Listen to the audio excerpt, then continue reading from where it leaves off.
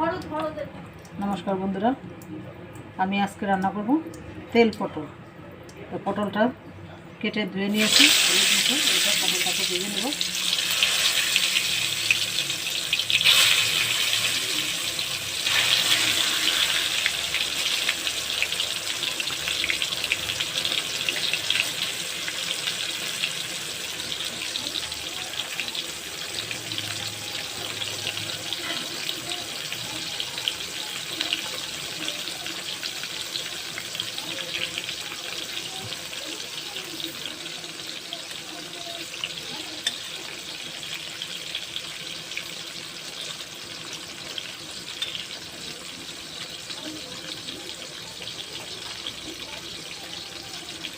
কিছু পটল ভাজে তুলে নিছি এবং পাখিটা এই যে এবার তুলে নেব, ভাজা হয়ে গেছে।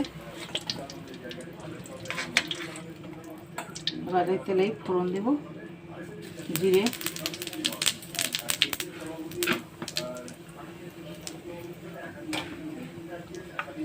এখানে আছে আদা, লঙ্কা আর একটু ধনে জিরের গুঁড়ো দিয়ে এবার মশলাটাকে কষে নেব।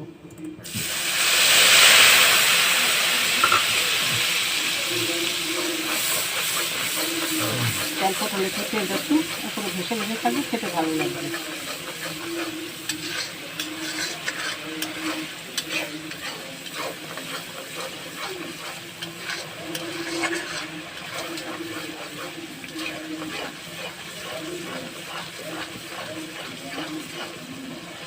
লবণ,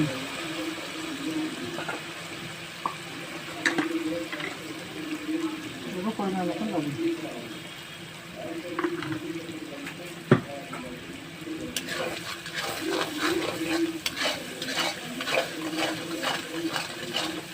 মশলাটা কষানো হয়ে গেছে, এবার পটলটা দিয়ে দিন।